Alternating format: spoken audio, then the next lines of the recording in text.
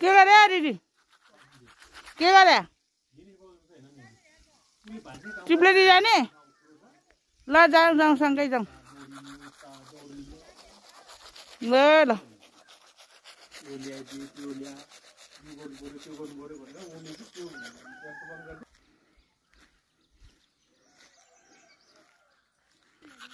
भैँसी गोठालाई हिँड्यो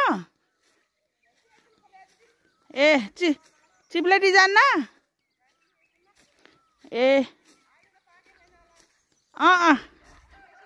ल ल ठिक छ सँगै जाऊँ ल है